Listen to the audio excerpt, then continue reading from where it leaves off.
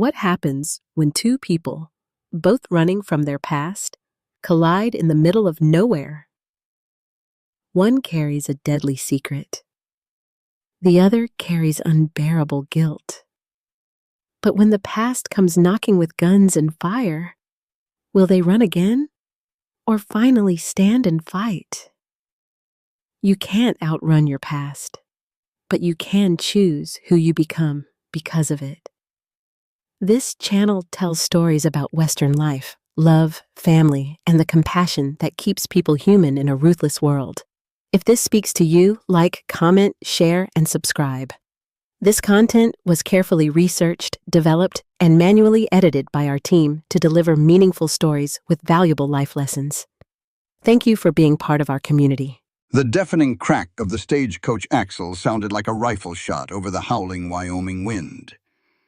Evie Vance didn't have time to scream. The carriage violently pitched sideways, throwing her against the frozen wooden wall before the world turned upside down in a mess of splintering timber, shattered glass, and blinding white snow. When she finally forced her eyes open, the silence of the aftermath was almost as terrifying as the crash. The wind shrieked through the broken carriage frame. Up front, the driver was gone, buried somewhere beneath the wreckage and the compounding snowdrifts. Evie dragged herself from the overturned cabin, her breath pluming in the frigid air like gray smoke. Her ribs ached. Her dark wool coat was torn at the shoulder, but she was alive. Frantically, her numb fingers dug into the snowbank until they brushed against cold, stiff leather.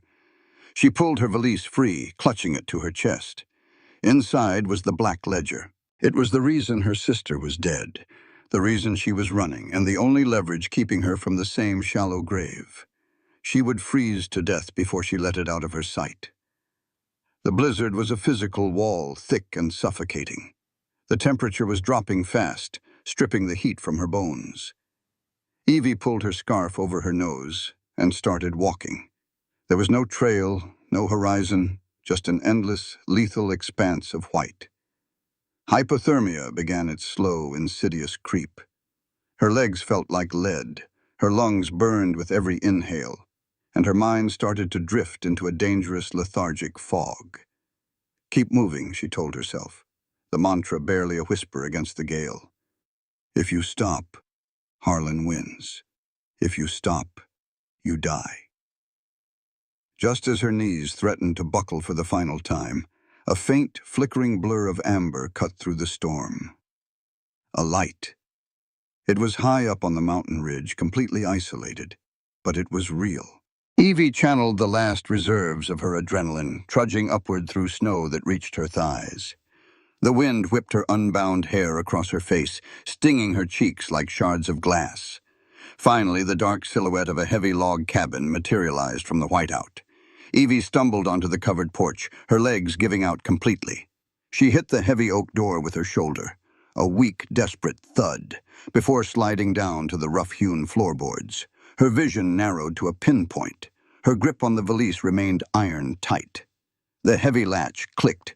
The door wrenched open. A flood of golden firelight spilled onto the porch, carrying the scent of wood smoke and pine. Standing in the doorway was a mountain of a man, broad-shouldered, clad in a faded flannel shirt and suspenders, with a dark, untamed beard and eyes the color of a winter storm. Silas Thorne stood frozen, staring down at the woman collapsed on his threshold. A year ago, in a moment of crushing, whiskey-soaked loneliness, he had written a desperate advertisement for a mail-order bride. He had thrown it into the hearth the very next morning, ashamed of his own weakness, certain it had burned to ash. Yet here she was, a woman half-frozen, literally dropping out of the sky into his isolation. Evie tried to speak, but her blue lips couldn't form the words. She swayed forward, consciousness slipping away. Silas dropped to his knees. His massive, calloused hands caught her before she hit the floor, pulling her freezing body against the solid, radiating heat of his chest. For a man who had buried his heart beneath 6 feet of Wyoming dirt, the crack in his stoic armor was sudden and devastating. Thinking the universe had finally answered the plea he thought he'd destroyed, Silas buried his face into her icy hair. "I've waited for you all along," the cowboy whispered. his voice rough and ragged against the howling storm. Evie woke to the sharp pop and hiss of a roaring fire. For a disorienting moment, she didn't know where she was. She was buried under a mountain of heavy wool blankets in a bed that wasn't hers. The freezing terror of the blizzard rushed back, followed immediately by panic. She shot up, scanning the room. Her dark wool coat was draped over a chair near the hearth. Her boots were lined up neatly by the door. And on the small bedside table, exactly where she could see it, sat her leather valise, untouched. Evie exhaled a shaky breath and looked toward the kitchen. Silas Thorne stood by the cast-iron stove, pouring black coffee into a tin cup. In the sobering light of morning, the vulnerability of the night before was entirely gone. His jaw was clenched, his posture rigid, his gray eyes guarded and hard. The man who had caught her in the storm had locked himself away, replaced by a solitary rancher who clearly did not want company. "Drink this," Silas said, his voice a low, gravelly rumble. He set the cup on the table and didn't look at her. "The pass is snowed in tight. Soon as it thaws, I'll hitch the wagon and take you down to the station. You can catch a train back east." It wasn't a suggestion. It was an eviction notice. Evie swung her legs out of bed. Her muscles screamed in protest, and her hands throbbed with the painful prickle of returning circulation, but she didn't wince. She couldn't go back to town. If Harlan Cross was tracking the stagecoach, the depot would be the first place he'd look. She needed a place to hide, and this isolated, impenetrable fortress was perfect. "I'm not going back east," Evie said flatly. Silas finally turned, his brow furrowing in irritation. "Lady, this ain't a boarding house. I don't take guests. And I sure as hell don't want a wife. Whatever brought you up this mountain, it ends when the snow melts." Evie didn't argue. She knew men like this. They didn't deal in emotions, they dealt in utility. She stood up, smoothing down her wrinkled dress, and walked past him to the stove. The kitchen was a disaster. Unwashed pans, a layer of dust on the shelves, the chaotic mess of a man who only ate to survive. "I'm not asking for charity," Evie said, picking up a cast-iron skillet. "I need a roof, and you need someone who knows how to scrub a floor and cook a meal that doesn't taste like boot leather. I work for my keep until the spring thaw. Then I'll leave on my own terms."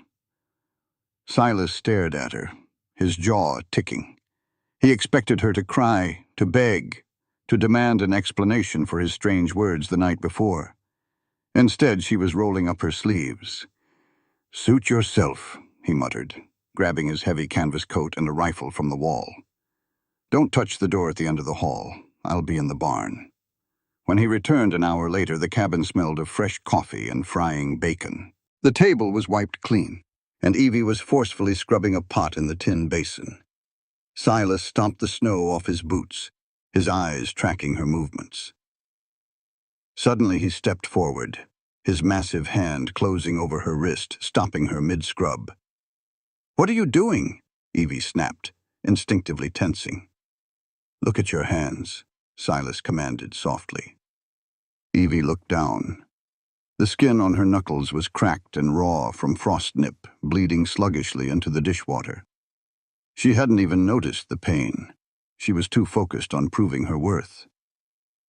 Silas took the scrubbing brush from her grip and tossed it aside. Without a word, he pulled out a wooden chair.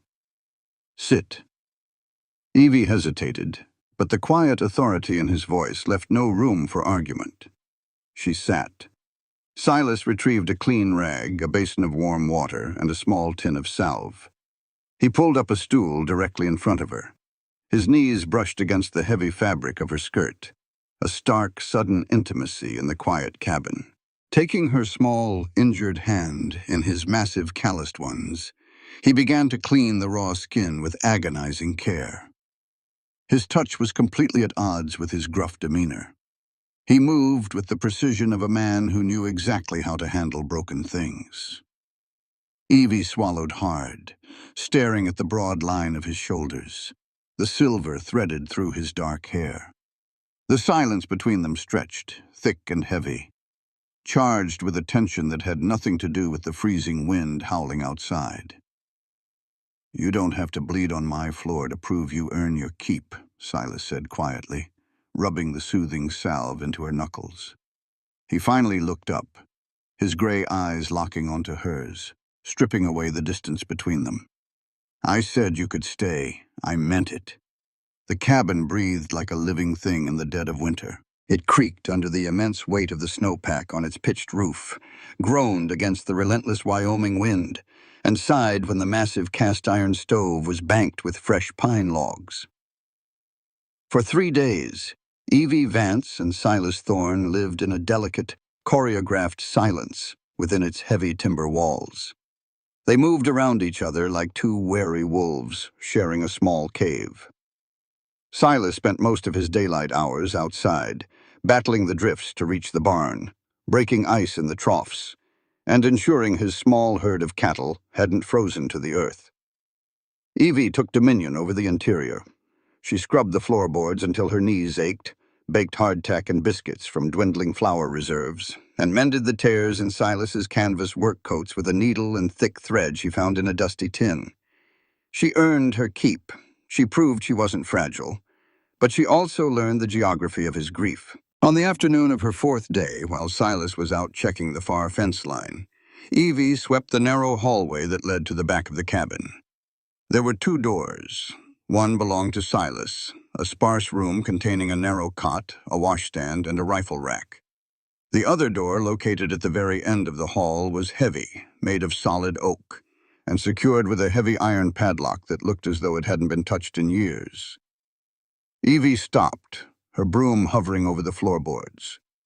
The brass of the padlock was dull, coated in a fine layer of dust, but the wood around the frame was worn smooth, as if someone frequently stood exactly where she was standing, resting their hand against the grain, unable to go in, unable to walk away. Curiosity, dark and invasive, pricked at her. Back in Boston, secrets were currency. You learned everything you could about a man to survive him. She knew instinctively that this room held the ghosts of the woman and child Silas had lost. She could feel the heavy, suffocating weight of it. For a fleeting second, her fingers twitched toward the cold iron of the lock.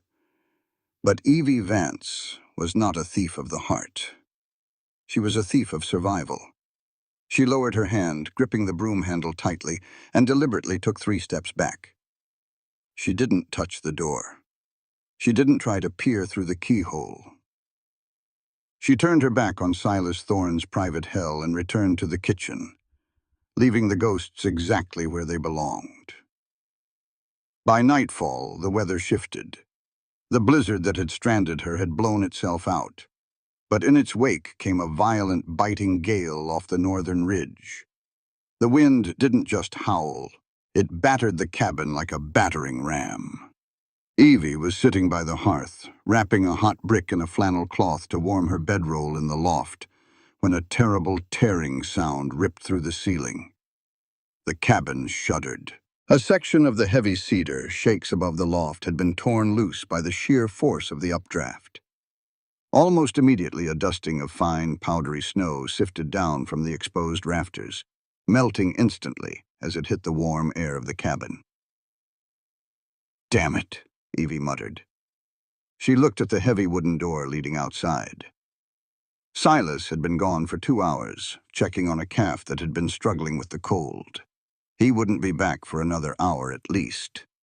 By then, the wind would rip the rest of the weakened shingles away, and the melting snow would ruin the loft, including her valise, which she had carefully stowed in the corner. Evie didn't wait. She wasn't a woman who waited for men to fix her problems. Waiting had gotten her sister killed. She pulled on her heavy wool coat, wrapping her scarf tightly around her neck and face. She found a heavy canvas tarp in the corner, a fistful of iron nails, and a heavy wooden mallet. Dragging the crude, heavy wooden ladder from the pantry, she positioned it beneath the trapdoor of the loft. Climbing into the loft, the roar of the wind was deafening. The hole in the roof was roughly 2 feet wide, exposing the black swirling sky. Icy wind whipped through the opening, biting into Evie's exposed cheeks. The floorboards were already slick with melting snow. Evie crawled toward the breach, dragging the heavy tarp. Her numb fingers fumbled with the stiff canvas, fighting against the gale that tried to rip it out of her hands. She positioned the tarp over the hole, grabbed a nail, and raised the mallet. Whack! The wind shrieked, tearing at the edge of the canvas. Whack! She struck the nail again, her breath coming in ragged gasps. Her hands were freezing, the frost nip from her first night on the mountain protesting violently against the cold iron of the tools. She leaned her weight over the tarp to keep it from blowing away, stretching awkwardly to drive a second nail into the crossbeam. Suddenly, the cabin door downstairs burst open. The change in air pressure turned the loft into a wind tunnel. "Evie!" Silas's roar cut through the howling wind. He stood in the doorway, covered in snow, his eyes wide as he looked up at the loft. He saw her precariously balanced on the slick beams, wrestling with the tarp, the storm raging just inches above her head. "Get down from there," he bellowed, dropping his rifle and lunging for the ladder. "The wood is rotten. It won't hold your weight." "I have it!" Evie shouted back, raising the mallet for a third nail. "Evie, stop!" A violent gust of wind slammed into the roof, catching the loose edge of the tarp like a ship's sail. The force of it yanked the canvas violently upward. Evie, whose weight was pressed against it, was thrown off balance. Her slick leather boots slipped on the wet floorboards. She gasped as the ground vanished beneath her. She tumbled backward toward the open edge of the loft. Silas didn't think. He vaulted up the first 3 rungs of the ladder and lunged forward into the empty air, his massive arms extending upward. Evie fell, a tangle of wool and limbs directly into him. The impact knocked the breath out of both of them. Silas absorbed the brunt of her weight, twisting his body mid-air to take the fall. They crashed onto the hard wooden floorboards of the main cabin in a heavy, breathless heap. Silas's back took the impact, his arms locked fiercely around Evie's waist, shielding her head from the solid oak planks. For a long, agonizing moment, neither of them moved. The wind howled through the patched roof above. But inside the cabin, the only sound was their ragged, synchronized breathing. Evie was pressed flush against the broad, hard expanse of Silas's chest. She could feel the erratic, thunderous beating of his heart beneath his flannel shirt. His large hand was tangled in her hair, pressing her face into his shoulder. "Are you trying to get yourself killed?" Silas rasped, his voice rougher than usual, laced with an adrenaline-fueled panic he couldn't hide. Evie pushed herself up slightly, her palms resting flat against his chest. Her heart was hammering in her throat. She looked down into his stormy gray eyes, expecting to see fury. Instead, she saw a raw, undisguised terror that struck her to the core. It was the look of a man who had watched too many people die and couldn't bear to watch another. "I was fixing the roof," she breathed, her voice trembling slightly. "The snow was ruining—" A heavy metallic thud interrupted her. Both of them froze. When Evie had slipped, her flailing arm had knocked into the corner of the loft. Her leather valise, which she had moved to keep away from the dripping water, had been pushed over the edge. It had fallen the 10 feet to the main floor, hitting the iron edge of the stove on its way down. The brass clasps, already weakened from her desperate journey, had completely shattered. The valise lay open on the braided rug. A few simple garments, a spare dress, a brush, a tortoiseshell comb, spilled out. And right in the center, stark and undeniable, was the heavy black leather-bound ledger. When the valise hit the floor, the ledger had burst open. Loose papers, telegraph slips, and pages covered in neat, cramped handwriting fanned out across the floorboards. Evie's blood ran ice-cold. She scrambled off Silas, entirely forgetting the intimate tension of a moment prior. She threw herself toward the rug, her hands frantically gathering the papers, trying to shove them back between the black leather covers. But Silas was faster. The lawman inside him, buried but never truly dead, recognized the shape of those papers. He saw the distinct, rigid columns of numbers, the stamped red ink, and the strange, coded abbreviations in the margins.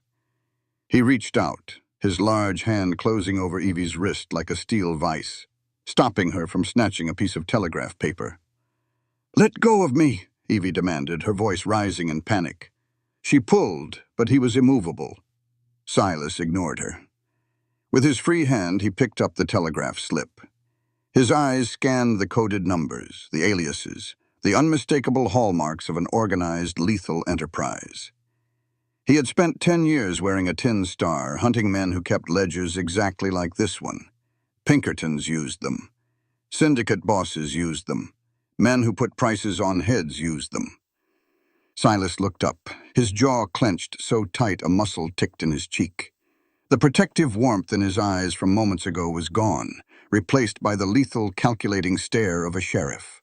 "This is a syndicate cipher," Silas said, his voice dropping to a dangerous, deadly whisper. He didn't ask. He stated a fact. He dropped her wrist and picked up the heavy black book itself, flipping through the pages of bribes, extortion targets, and hit tallies. "This isn't a diary, Evie. This is a death warrant. Where did you get this?" Evie knelt on the floor, her breathing shallow. The secret was out. The walls were closing in. She could lie. She had lied 100 times in Boston to survive. She could tell him she found it, that she didn't know what it was. She looked at Silas, at the hardened lines of his face, the absolute uncompromising steel in his gaze. He wouldn't believe a lie. And for some reason she couldn't articulate, she was exhausted from lying to the only man who had offered her a shred of safety. Evie slowly sat back on her heels. She pulled her coat tighter around her shoulders, not against the cold, but against the memory. "I stole it," Evie said. "Stole it." Evie, her voice didn't waver. She didn't cry. Silas's eyes narrowed. "From who?" "From a man named Victor Vance, my uncle, and the man who runs the docks in Boston." Evie stared directly into Silas's eyes, refusing to flinch. "He used my older sister Clara to keep his books. She was brilliant with numbers. When she realized exactly what she was recording, the bribes to judges, the shipments of illegal weapons, the names of men who disappeared in the harbor, she tried to go to the federal marshals." Evie's hands curled into tight fists in her lap, her fingernails biting into her palms. "He found out. He had his men drown her in the Charles River. They called it a suicide." Silas remained perfectly still, listening. He didn't offer pity. Pity was useless out here. "I knew they would come for me next to tie up loose ends," Evie continued, her voice turning to jagged glass. "So I didn't wait. I broke into his office, took his insurance policy, and ran. I ripped the lining out of this valise and sewed the ledger inside. I knew if I had it, he wouldn't just kill me on sight. He'd have to track me down to get it back first." Silas looked down at the ledger in his hands, then back at the small, fierce woman kneeling on his floor. She wasn't a fragile runaway bride fleeing a bad prospect. She was a walking target, carrying enough ammunition to bring down an empire, and she had brought the crosshairs straight to his mountain. "You didn't just stumble up this mountain by chance, did you?" Silas asked quietly. "I bought a ticket as far west as the train would go," Evie admitted. "Then I bought a seat on a stagecoach heading into the mountains. I didn't know where I was going. I just knew I had to go where the snow would cover my tracks. When the coach crashed, your light was the only thing I saw." Silas closed the ledger with a heavy, definitive thud. The sound echoed in the quiet cabin. He stood up, towering over her, his broad shoulders blocking out the firelight.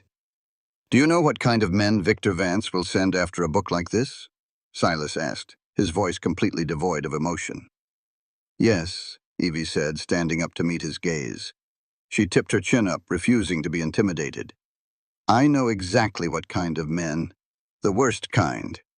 Which is why, as soon as the pass is clear, I will leave. I won't bring them to your door, Silas." Silas stared at her for a long, agonizing minute. He looked at her bruised jaw, her raw hands, the fierce, unapologetic fire in her eyes. She was terrified, he knew that. But she was standing her ground. She was offering to walk back out into the cold rather than put him in danger. Silas walked past her, moving to the heavy oak table. He opened a drawer, tossed the black ledger inside, and slammed it shut. He walked to the front door, checked the heavy iron deadbolt, and then turned back to her. "The pass thaws next week," Silas said, his voice flat. But you aren't going anywhere. Out there, you're dead in 3 days. Up here, they have to get through me first. Evie blinked, stunned. Silas, you don't understand. These men— I know exactly what these men are, Silas interrupted, stepping into her space. The heat radiating off him was palpable. I used to hunt them. You think you're the only one in this cabin with a past, Evie? He didn't wait for her to answer. He turned on his heel, grabbed his coat, and walked back out into the freezing wind to finish his chores, leaving Evie staring at the closed door, the black ledger secure in his drawer, and a strange, terrifying warmth blooming in her chest. A week later, the mountain broke its silence. The relentless roar of the blizzard gave way to the sharp, cracking sound of ice giving up its hold on the timber. The heavy snowpack began to weep, sending rivulets of freezing water down the eaves of the cabin. The spring thaw had arrived in Wyoming, turning the treacherous mountain pass into a slippery, muddy artery that reconnected Silas Thorne's isolated ranch to the world below. Silas hitched his 2 massive draft horses to the buckboard wagon in the pale light of dawn. The air was crisp, smelling of wet earth and pine needles. Evie stood on the porch, wrapped in her heavy coat, a woolen shawl pulled tightly around her head. She watched him work. His movements were efficient, powerful, and completely silent. Since the night the ledger spilled onto the floorboards, an unspoken pact had formed between them. Silas hadn't asked any more questions about Boston, and Evie hadn't offered any. He had simply taken on the burden of her secret without flinching. But the air between them had fundamentally changed. It was thicker, charged with an awareness that crackled every time they handed off a plate of food or brushed shoulders in the narrow hallway. "Wagons ready," Silas called out, his breath pluming in the cold air. Evie picked up her empty burlap sacks and climbed onto the high wooden bench. Silas climbed up beside her. He didn't offer his hand to help her, and she didn't expect him to. They were learning the shape of each other's pride. The ride down the mountain took 3 grueling hours. The wagon slid and fishtailed in the deep ruts of mud and melting snow. Silas handled the reins with masterful precision, his massive forearms flexing as he kept the heavy wagon on the trail. Evie braced her boots against the floorboard, her shoulder bumping against his solid bicep with every jolt. Neither of them moved away. As the dense tree line finally broke, the town of Oakhaven materialized in the valley below. It wasn't a town so much as a rough scar of civilization scraped into the wilderness. A single, muddy main street lined with false front buildings, a saloon, a livery, a bank, an assay office, and a general store. As the wagon rattled down the main street, the town seemed to collectively pause. Men leaning against the wooden boardwalk stopped rolling their cigarettes. Women sweeping the steps of the dry goods store paused, their brooms going still. Eyes tracked the wagon. In a town this small, isolation was a known quantity, and Silas Thorne's isolation was legendary. He had not brought a woman down from that mountain in 4 years, not since the day he bought 2 pine coffins and a shovel. Evie felt the weight of their stares. It was a different kind of danger than the syndicates in Boston. This was the suffocating, judgmental weight of a frontier town deciding exactly what kind of woman she was. She could practically hear the whispers. A bought bride, a desperate woman, a harlot playing house. She stiffened her spine, lifting her chin, staring straight ahead. Silas pulled the wagon to a halt in front of the livery stable. He wrapped the reins around the brake lever and turned to her. He saw the tension in her jaw, the way her hands gripped the burlap sacks tightly enough to turn her knuckles white. "They're going to stare," Silas said quietly, his voice pitched so only she could hear. "Let 'em. Their opinions don't pay my taxes, and they don't buy your flour. You have nothing to prove to anyone in this mud pit." Evie looked at him, surprised by the fierce, protective edge in his tone. She nodded once. "I need to load grain and pick up a new plowshare at the smithy," Silas continued. "Take these to the general store." He handed her a small leather pouch heavy with coins. "Get whatever provisions we need for the next month. Don't skimp on the coffee." "I'll meet you back at the wagon," Evie said, taking the pouch. She climbed down, her boots sinking an inch into the mud, and made her way toward the general store. The wooden boardwalk clattered under her steps. As she pushed open the door of Fletcher's Provisions, a bell chimed above her head. The store smelled of cured leather, peppermint sticks, and kerosene. It was dimly lit, crammed floor to ceiling with crates of canned peaches, bolts of calico, and barrels of flour. Several local women were gathered near the counter, chatting with the proprietor. When Evie walked in, the conversation died instantly. Silence descended like a heavy curtain. Evie ignored them. She walked straight to the back aisle, pulling her handwritten list from her pocket. She began inspecting the barrels of oats and the sacks of sugar, calculating weights and prices in her head. She was a woman who dealt in ledgers. This was her domain. She was reaching for a tin of baking powder on a high shelf when the light at the end of the aisle was blocked. Evie turned. Standing at the end of the narrow aisle, effectively trapping her against the back wall, was a man. He was tall, wiry, and dressed in a canvas duster coated in dried mud. A greasy Stetson was pushed back on his head, revealing a face marred by a jagged scar across his cheek and a smile that didn't reach his flat, dead eyes. This was Judd Rawlins. Evie didn't know his name yet, but she knew his type. Every dark alley in Boston had a Judd Rawlins. Men who mistook isolation for vulnerability, who thought a woman alone was public property. "Well now," Judd drawled, taking a slow, deliberate step into the aisle. The smell of cheap whiskey and unwashed sweat rolled off him. "Look what the thaw dragged down from Thorn's Ridge. Word around the saloon was he ordered himself a mail-order Comfort. Gotta say, you're a lot prettier than the last thing he buried." Evie's blood chilled at the mention of Silas's dead wife, but her face remained a mask of absolute calm. She lowered her hand from the shelf, turning to face him fully. "Excuse me," Evie said, her voice crisp, carrying the sharp, educated accent of the East Coast. "I need to pass." Judd laughed, a wet, ugly sound, and took another step forward. The aisle was narrow, his shoulders nearly brushed the shelves on both sides. "No need to rush, sweetheart. Thorne's over at the smithy. He ain't got no leash on you right now. Why don't you tell me how much he paid for you?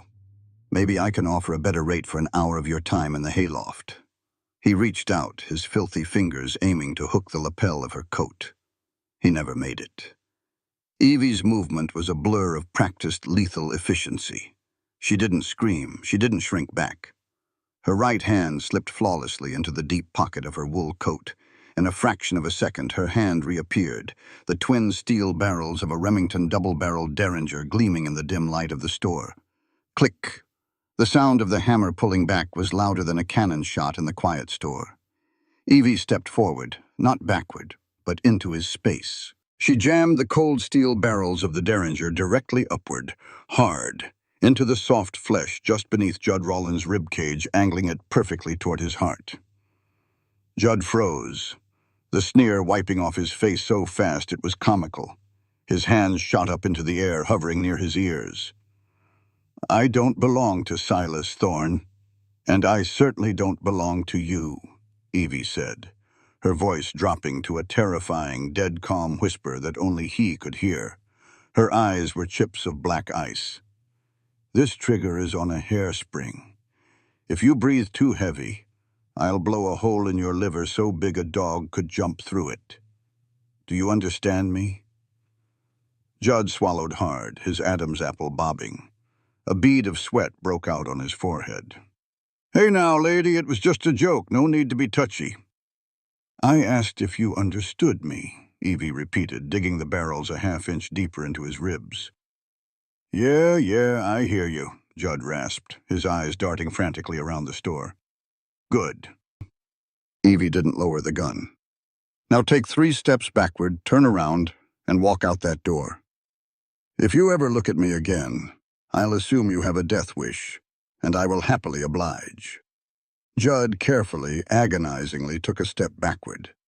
Then another. He raised his hands higher, turned sideways, and bolted down the adjacent aisle. The bell above the door chimed wildly as he shoved his way out of the store, disappearing into the muddy street. Evie stood in the aisle for a moment, her breathing steady, her hand rock-steady on the gun. Slowly, she eased the hammer down and slipped the derringer back into her pocket, as if she had just finished adjusting her gloves. When she turned the corner to head toward the counter, she stopped. Standing in the main doorway of the store, silhouetted against the bright morning light, was Silas. He had a massive sack of flour thrown over one shoulder, but he was standing perfectly still. He had seen the entire exchange. He had watched Judd corner her, and he had seen the moment Evie drew the gun. Evie's heart gave a sudden, hard thump. In Boston, a woman with a gun was a criminal. A woman who threatened a man was a pariah. She waited for Silas to scowl, to scold her for making a scene, or to take the gun from her. Silas didn't do any of those things. He looked at where Judd had fled, then looked back at Evie. His gray eyes swept over her, taking in her rigid posture, the hidden weapon in her pocket, the absolute lack of fear in her expression. Slowly, a profound shift occurred in his expression. The guarded, stoic wall he kept between them cracked wide open. What replaced it was a look of raw, unadulterated respect. And beneath that respect, burning like a coal fire, was a fierce, possessive pride. She wasn't a damsel in distress. She was a survivor. She was his equal. Silas walked into the store, dropping the 50-pound sack of flour onto the counter with a heavy thud that made the proprietor jump. He looked at the shopkeeper, who was staring at Evie with wide, fearful eyes. "Put whatever my wife wants on my account," Silas said, his voice carrying clearly through the silent room. He called her his wife, not a guest, not a mail-order mistake. His wife. He didn't look at the gossiping women. He walked straight to Evie, stopping just inches from her. He didn't ask if she was okay. He knew she was. Instead, he reached out, his large hand gently wrapping around her upper arm, his thumb brushing against the heavy wool of her coat. "Get your things," Silas said softly, the gravelly edge of his voice warmed by something dangerously close to affection. "Let's go home." Evie felt a flush of heat rise to her cheeks, entirely unrelated to the confrontation with Judd. For the first time in her life, she didn't feel the need to look over her shoulder. She nodded, grabbed her provisions, and walked out the door beside him. The ride back up the mountain was different. The silence wasn't cautious anymore. It was heavy, electric, and vibrating with an unspoken promise. Evie sat closer to him on the bench, the sway of the wagon pressing her thigh against his. Silas didn't pull away. He kept one hand firmly on the reins and rested his other hand casually on his thigh, just a fraction of an inch from hers. The storm that had brought her to his door was gone, but another one was brewing between them, and neither of them wanted to seek shelter. The recoil of the Winchester 1873 lever-action rifle punched into Evie's shoulder with the force of a kicking mule. "You're flinching before you pull the trigger," Silas's voice rumbled just inches from her ear. "Anticipating the kick will throw your aim high and to the right."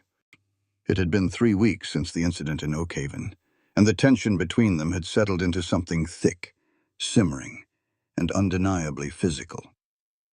Silas had stopped treating her like a temporary boarder. He was treating her like a partner who needed to know how to defend their shared territory.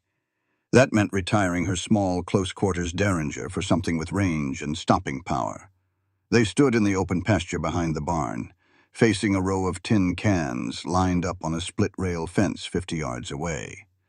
The late April sun offered a deceptive warmth, but the wind off the peaks still carried the bite of winter. "I'm not flinching," Evie argued, lowering the heavy barrel. She rubbed her right shoulder, where a fresh bruise was undoubtedly forming beneath her wool sweater.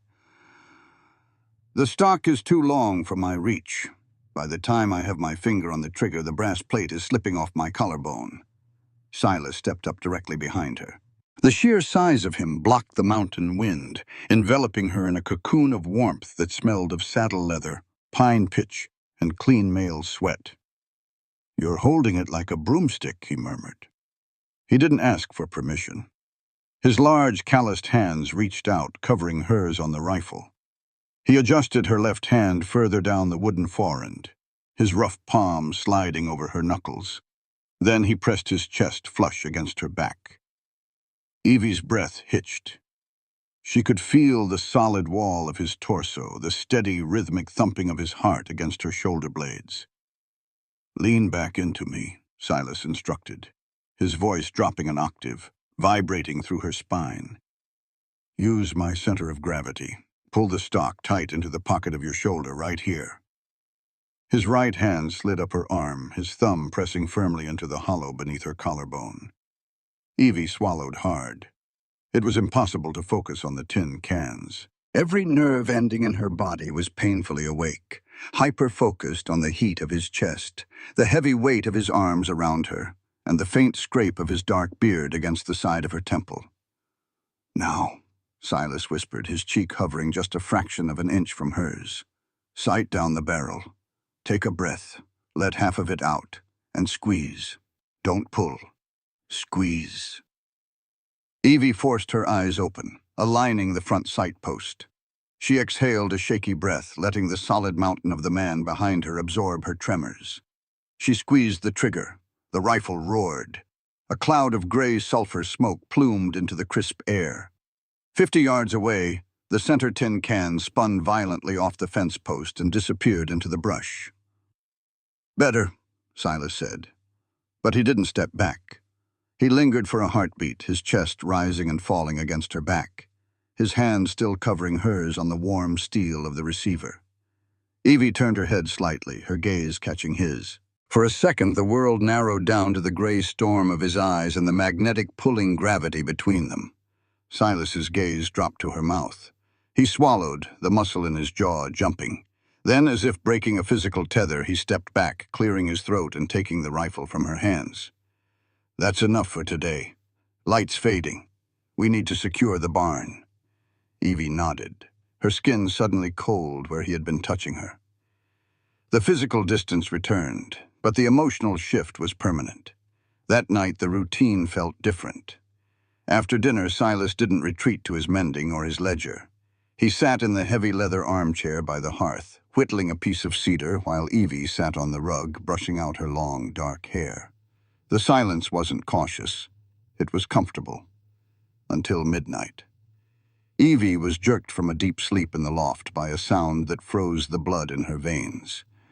It wasn't the wind. It was a high, frantic bleating, followed by the heavy, chaotic thud of hooves slamming against wooden stalls. Then came the howl. It was close, guttural, and hungry. "Evie!" Silas's roar echoed from the main floor. She didn't hesitate. She threw off her blankets, shoved her bare feet into her leather boots without bothering to lace them, and grabbed her heavy coat. By the time she scrambled down the ladder, Silas was already at the door, a kerosene lantern in one hand and the Winchester in the other.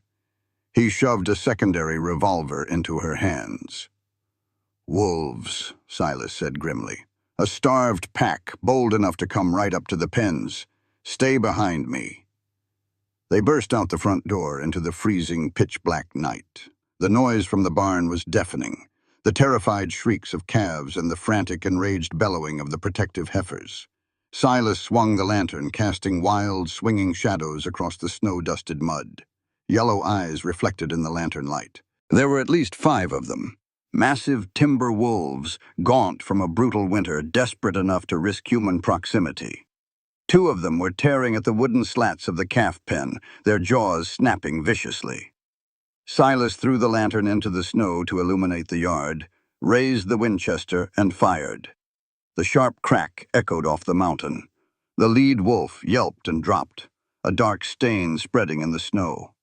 The pack scattered, but they didn't retreat. Driven by starvation, they turned their aggression outward. "Watch the flank," Silas yelled, jacking another round into the chamber. Evie raised the heavy revolver with both hands, her heart hammering against her ribs. To her left, a massive gray shadow detached itself from the darkness of the tree line. It was lunging low, bypassing the cattle entirely, aiming straight for Silas's blind side. Evie didn't scream. She remembered the solid weight of Silas behind her, the instruction to breathe, to squeeze. She tracked the moving shadow, exhaled half a breath, and pulled the trigger. The recoil threw her arms upward, the flash blinding her for a fraction of a second. When her vision cleared, the wolf was thrashing in the snow just 10 feet from Silas, a bullet lodged in its shoulder. Silas spun around, finishing it off with a single merciful shot to the head. The remaining 3 wolves, realizing the prey had teeth of its own, turned and vanished into the black timber, their retreat silent and swift. The sudden quiet was jarring. The sharp smell of cordite and copper hung heavy in the frigid air. Evie stood frozen, the heavy revolver trembling slightly in her grip. Silas walked over to her. He took the gun from her hands, his eyes sweeping over her from head to toe, checking for blood that wasn't hers. Satisfied she was unharmed, he didn't offer a word of praise. He didn't need to. He reached out, his hand wrapping around the back of her neck, pulling her forehead forward to rest against his chest for a brief grounding second. "You did good," he rasped. "Let's get inside before you freeze." Back in the cabin, the adrenaline crash was brutal. Evie sat on the braided rug in front of the roaring stove, her knees pulled to her chest, shivering violently despite the heat. Silas emerged from the kitchen holding a tin cup. He knelt beside her, handing her the cup. It wasn't coffee, it was straight, burning whiskey. "Drink," he ordered softly. Evie took a sip, coughing as the liquid fire burned down her throat, but it stopped the shivering. Silas didn't stand up. He sat heavily on the rug beside her, staring into the bright orange coals visible through the stove's grate. The tension of the gunfight had stripped away the last of his formidable defenses. He looked tired, not just physically exhausted, but bone-weary in a way that had nothing to do with wolves. "They were desperate," Silas said quietly, his voice barely rising above the crackle of the fire. "Winter takes everything. It starves you out, strips you down to nothing, and makes you do things you wouldn't normally do just to survive." Evie looked at his profile, the harsh lines softened by the firelight. "Are you talking about the wolves, Silas? Or us?" Silas closed his eyes. He leaned his head back against the heavy wooden leg of his armchair. "I was a lawman in Cheyenne," Silas began, the words sounding rusty as if they hadn't been spoken in years. "Good at my job. Too good. I spent weeks out in the territories, hunting men who deserved a rope. Clara, she hated it. She hated the worry. She begged me to turn in the badge to buy a ranch up here where it was safe." Evie remained perfectly still, hardly daring to breathe. This was the ghost room opening up. "I promised her I would." "Just one last bounty," Silas continued, his voice dropping to a harsh, self-loathing whisper. "A gang of rail robbers, I tracked them into the Dakota Territory, was gone for 3 weeks. The winter came early that year." He opened his eyes, staring blankly into the fire. "When I finally rode back, the doctor was just coming out of my front door. An influenza outbreak had hit the town. Clara and Toby caught it. They burned with fever for 4 days. I wasn't there to fetch ice. I wasn't there to hold her hand. By the time I walked into that bedroom, they were gone. The ground was already frozen. I couldn't even dig a proper grave until the thaw." A tear slipped down Silas's weathered cheek, catching the firelight. He didn't bother to wipe it away. "I brought them up here, built this cabin, locked their things in that room, and decided I was going to die up here too. I deserved the isolation. I deserved the quiet." Evie felt an ache in her chest so profound it threatened to crack her ribs. She understood survivor's guilt. She understood the crushing weight of being the one left behind, while the people you loved paid the price. She set the tin cup on the floorboards. Slowly, she shifted closer to him. She reached out, her small, pale hands framing his bearded jaw. She didn't offer empty platitudes. She didn't tell him it wasn't his fault because grief didn't listen to logic. "You died up here a long time ago, Silas," Evie whispered fiercely, forcing him to look at her. "But you're breathing now, and so am I. We survived." Silas looked into her dark eyes, seeing the reflection of his own brokenness mirrored back at him, perfectly understood, perfectly accepted. The restraint snapped. Silas's hands came up, burying themselves in her thick, dark hair. He pulled her to him, his mouth crashing down on hers. It wasn't a gentle, tentative kiss. It was rough, hungry, and desperate, the kiss of a drowning man finally breaking the surface for air. Evie gasped against his mouth, her hands gripping the broad expanse of his shoulders, pulling him closer. She opened to him, matching his fierce desperation with her own. Years of fear, running, and freezing isolation melted away in the searing heat of his mouth. He kissed her like she was the only real thing left in the world, his thumbs tracing the line of her jaw, his body angling to press her down onto the soft rug. When they finally broke apart, both of them were breathing hard, their foreheads resting against each other. Silas's eyes were entirely black, dilated with a raw, possessive need. "Evie," he breathed, his voice a ragged plea. "I'm here," she whispered, her hands tracing the collar of his shirt. "I'm not going anywhere, Silas. I'm right here." For the first time in 4 years, the ghosts in the back room were silent, banished by the undeniable blazing fire of the living. The morning after the wolf attack brought a profound, fragile peace to the cabin. The heavy, unspoken burdens that had separated Evie and Silas were gone, burned away in the heat of their shared confessions and the desperate, clinging intimacy of the night before. Evie woke in Silas's bed. The narrow cot was cramped, but she was wrapped securely in his massive arms, her back pulled flush against his chest. It was the first time since Boston she had slept through the night without a single nightmare. Silas was already awake, watching the morning light filter through the frosted window pane. When he felt her stir, he tightened his arm around her waist, pressing a slow, lingering kiss to her bare shoulder. "I need to ride the perimeter," Silas murmured, his voice thick with sleep. "Check the fence lines where the pack broke through. Make sure they didn't leave any stragglers behind." Evie turned over, resting her hand flat against his chest, feeling the steady beat of his heart. "Be careful." "Always," he promised, kissing her forehead before pulling himself out of the warmth of the blankets. By mid-morning, the sun had burned off the frost. Evie was in the kitchen, humming softly as she kneaded bread dough. She felt grounded. For the first time in her life, she wasn't looking over her shoulder. The black ledger was locked in the drawer, gathering dust, a relic of a past she was finally ready to bury. 2 miles away, at the edge of the Thorne property line, that illusion of safety was being methodically dismantled.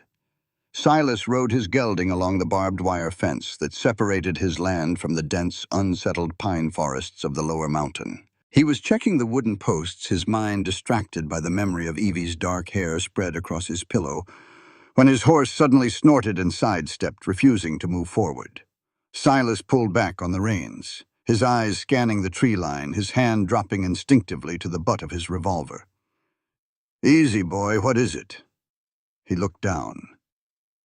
There were tracks in the mud. Not wolf tracks. Boot prints. Deep, heavy, and fresh, made by someone walking deliberately along the boundary of his land. Silas swung down from the saddle, his boots hitting the mud with a wet thud. He crouched, examining the tracks. The stride was long, confident. This wasn't a lost traveler or a drunken cowboy from Oakhaven wandering off the trail. These tracks were methodical. They were pacing the perimeter, scouting. Silas stood up, his eyes following the trail to the nearest fence post. His blood turned to ice. Driven deep into the solid oak post was a knife. It wasn't a frontiersman's Bowie knife or a standard hunting blade. It was a slim, elegant, lethal stiletto, an East Coast assassin's blade. And pinned beneath the steel blade, fluttering violently in the mountain wind, was a scrap of fabric. Silas stepped closer, his jaw clenching so hard his teeth ached. He recognized the fabric instantly. It was a piece of dark blue wool, edged in fine black velvet trim. It was torn from the hem of the coat Evie had been wearing the night she collapsed on his porch. He reached out and yanked the stiletto from the wood. The fabric fell into his palm. It was a message, loud, clear, and terrifyingly precise. "We know she's here, and we are coming." The syndicate hadn't just tracked her to Wyoming. They had pinpointed the exact mountain. They were letting him know that his isolation was no longer a shield. It was a cage. Silas shoved the fabric and the knife into his saddlebag, swung himself onto his horse, and dug his spurs in.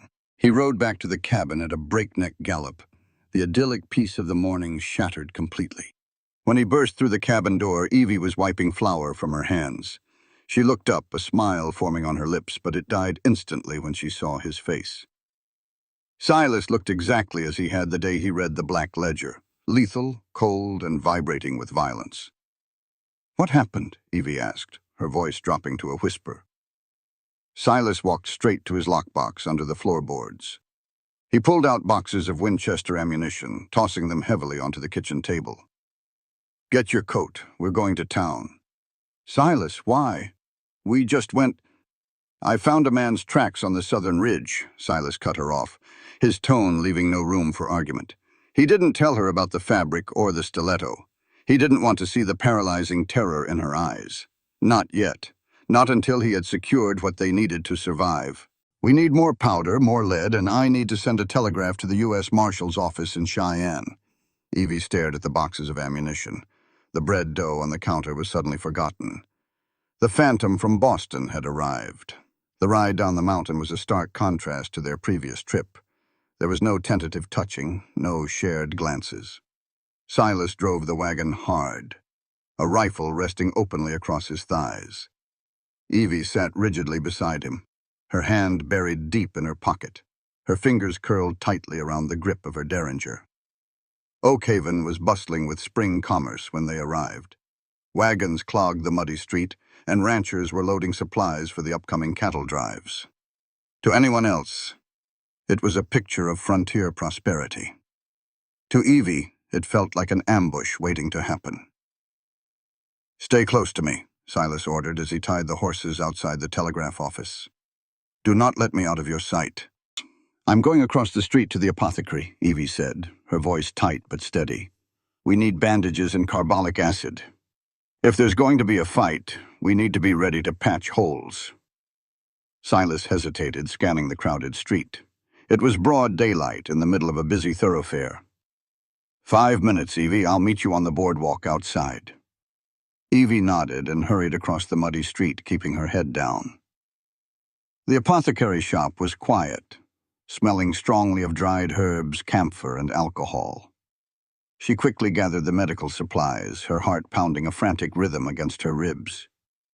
She paid the clerk, clutching the paper-wrapped parcel tightly, and turned to leave. She paused at the large, clouded glass window at the front of the shop to look out onto the street, searching for Silas. Her breath vanished from her lungs. He wasn't looking at Silas. He was standing on the boardwalk directly across the street, leaning casually against the wooden pillar of the saloon. He was out of place in Oakhaven.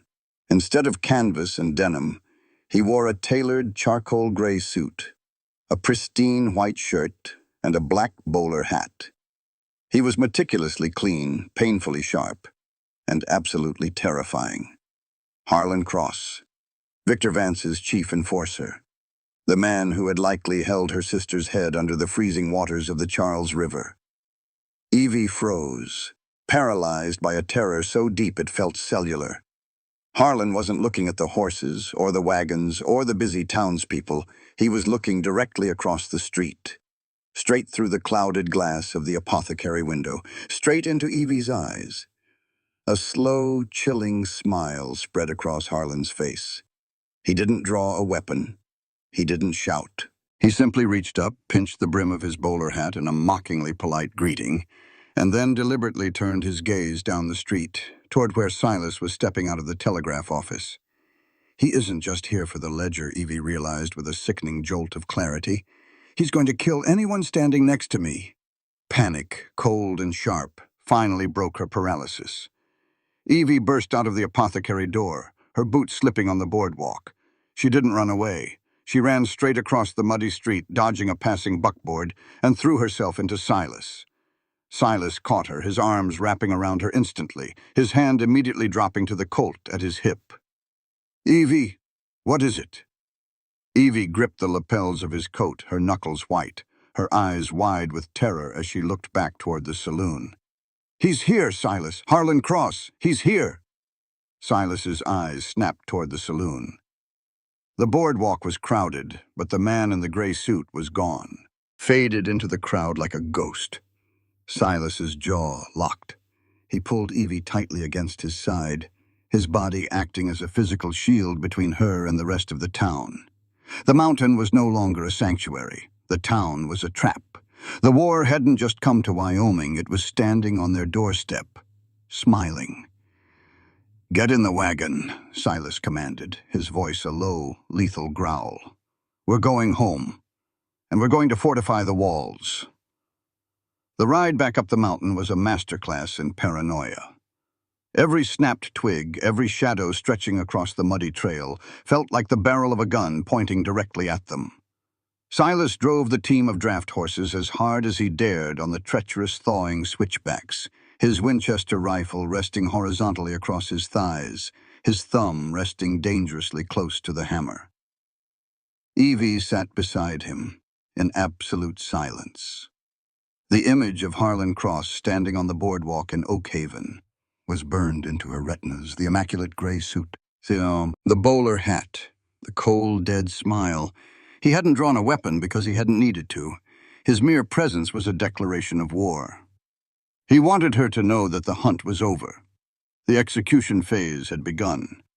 When the heavy wheels of the buckboard finally rolled into the yard of the Thorn Ranch, the sun was sinking behind the jagged peaks, bleeding red across the snow-capped horizon. Silas didn't wait for the horses to fully stop. He threw the brake lever, jumped down, and pulled Evie from the bench, his hands gripping her waist with a bruising intensity. "Get inside," Silas ordered, his voice clipped and hollow. "Lock the deadbolt. Do not light a single lantern. Stay away from the windows." "Silas, go, Evie!" It was the first time he had truly yelled at her since the day she climbed onto his roof, and the raw fear beneath his anger propelled her into motion. She ran up the porch steps, pushed through the heavy oak door, and slammed it shut behind her. The iron deadbolt slid into place with a definitive heavy clack. Inside, the cabin was suffocatingly dark and cold. The fire in the stove had died down to embers. Evie stood in the center of the room, her chest heaving, listening to the frantic sounds of Silas outside. He was unhitching the horses with brutal efficiency, driving them into the barn, and sliding the heavy wooden crossbar over the barn doors. A few moments later, he was at the cabin door. "It's me. Open up." Evie threw the bolt. Silas stepped inside, bringing the freezing mountain air with him. He dropped a heavy canvas sack of ammunition onto the kitchen table. The metallic clatter of brass cartridges spilling over the wood sounded like a death knell. Without a word to her, Silas moved to the windows. He dragged heavy oak shutters across the glass panes, dropping iron bars into the iron brackets he had forged years ago. The cabin, which had become a sanctuary of warmth and slow-burning affection over the past month, was systematically being transformed into a fortress. A tomb. Evie watched him pull a box of tools from beneath his cot. He began driving long iron nails into the frame of the back door, sealing it shut permanently. "Silas, stop," Evie said, her voice trembling in the dark. Whack. The hammer drove a nail deep into the wood. "Silas, please." She walked over to him, grabbing his arm. His muscles were corded tight as steel cables. He stopped hammering but didn't look at her. He stared at the thick wood of the door, his breathing heavy and ragged. "He isn't going to fight you fair," Evie whispered, the reality of the syndicate's methods crushing the air from her lungs. "Harlan Cross isn't a cowboy looking for a shootout at high noon. He's an exterminator. He'll bring men. He'll wait in the trees. He'll burn this cabin to the ground while we sleep. He doesn't care about collateral damage." Silas finally turned to look at her. In the dim light of the dying embers, his face was a mask of pure, unrelenting granite. "Let him try." "You don't understand," Evie's voice cracked, the desperate tears she had been fighting finally spilling over her lashes. "He drowned my sister, Silas. He held her underwater until her lungs burst, just to make sure the book's balanced. If he knows you're helping me, he won't just kill you. He'll make it hurt. I brought this to your door. I brought death to your door. Silas dropped the hammer. The heavy iron tool hit the floorboards with a dull thud. He reached out, his large hands gripping her shoulders, giving her a single, firm shake. "Listen to me," Silas rasped, his eyes locking onto hers with a terrifying intensity. "I spent 10 years hunting men who thought they were the devil incarnate. I've stared down the barrels of worse men than this tailored bastard from Boston. He wants to bring a war to my mountain? Fine, but I'm not burying another person I care about. Do you hear me, Evie? Not again." He pulled her into his chest, holding her so tightly her ribs ached. Evie buried her face in his flannel shirt, inhaling the scent of him, wood smoke, leather, and the cold winter air. She loved him. The realization didn't come with the soft, fluttery warmth of a romance novel. It hit her with the devastating, crushing weight of an avalanche. She loved him. And because she loved him, she knew exactly what she had to do. They ate a cold supper of leftover biscuits and cured meat. It tasted like ash in Evie's mouth. Silas spent the next 3 hours cleaning and oiling his arsenal. The Winchester 1873 lever action, a double-barreled 12-gauge shotgun, his Colt Peacemaker. He loaded every weapon, lining them up on the table like soldiers awaiting a grim deployment. He insisted Evie take his bed that night, while he sat in the heavy leather armchair facing the front door, the shotgun resting across his lap.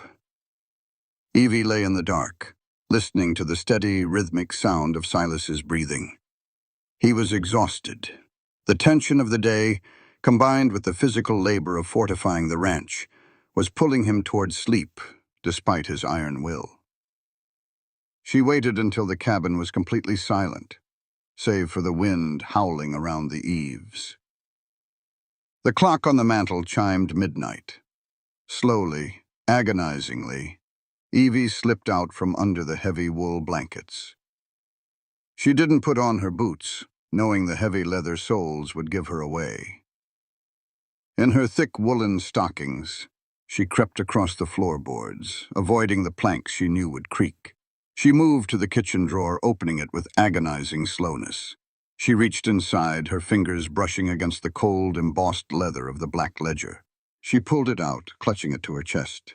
Next, she found her heavy coat, her scarf, and her derringer. Her plan was simple, suicidal, and entirely necessary. She would sneak out to the barn, saddle the roan gelding, and ride hard down the back trail that bypassed Oakhaven entirely. She would head for the rail depot in Cheyenne. Harlan Cross was a bloodhound. He wasn't here for Silas. If he realized she had fled the mountain with the ledger, he would pull his men off the Thorn Ranch and follow her. She was going to be the bait. Evie slipped her boots on by the door, easing the heavy iron deadbolt back. The metallic snick sounded deafening in the quiet room. But Silas didn't stir. He was slumped in the armchair, his chin resting near his chest. Tears, hot and fast, blurred her vision as she looked at him one last time. "I love you," she mouthed into the dark. "I'm sorry." She slipped out the door, pulling it shut behind her. The cold hit her like a physical blow. The temperature had plummeted, and the ground was a treacherous mix of frozen mud and slick ice. Evie scrambled across the yard, her breath freezing in the air, keeping low until she reached the heavy doors of the barn. She slipped inside. The barn was warmer, smelling of sweet hay and horse sweat. She moved quickly down the center aisle toward the roan gelding stall. Her hands were shaking violently as she lifted the heavy leather saddle from its wooden peg. She threw the blanket over the horse's back. The gelding snorted, shifting nervously in the dark, sensing her erratic, panicked energy. "Shh, easy, boy," Evie whispered, hoisting the heavy saddle up. "Just let me get the cinch tight. We have a long ride." She reached under the horse's belly for the leather strap. Suddenly, a blinding flare of light exploded in the darkness of the barn. Evie gasped, dropping the cinch, and spun around, her hand diving for the derringer in her pocket. Standing at the end of the aisle, holding a blazing kerosene lantern in one hand and his Colt in the other, was Silas. He hadn't been asleep. He had been waiting. He didn't look angry. He looked devastated. The lantern light cast harsh, deep shadows across the craggy lines of his face. He slowly lowered the hammer of the Colt, holstering it at his hip, before walking slowly down the aisle toward her. "Where do you think you're going?" Silas asked. His voice was dangerously quiet, lacking its usual gravelly boom. It was the calm before a catastrophic storm. Evie backed up against the wooden slats of the stall, clutching the black ledger to her chest like a shield. "I'm leaving, Silas. I have to." "You think you're going to lead them away?" he stated, stopping 10 feet from her. He hung the lantern on a rusty iron hook. "You think you're going to ride out into the dark, draw Harlan Cross off my mountain, and save my life?" "He wants the book," Evie cried, the desperation clawing at her throat. "He wants me. If I'm not here, he has no reason to burn your cabin down. You can go back to your quiet life. You can survive this." "My quiet life," Silas repeated, taking a step closer. The sheer, overwhelming size of him seemed to suck the oxygen out of the barn. "You think I want that quiet back? You think I want to sit in that armchair for another 40 years, staring at the walls, waiting to die?" "I don't want you to die for me," Evie yelled, tears finally spilling down her cold cheeks. "You've lost enough. Clara, Toby. I am not adding my blood to the ghosts in that house.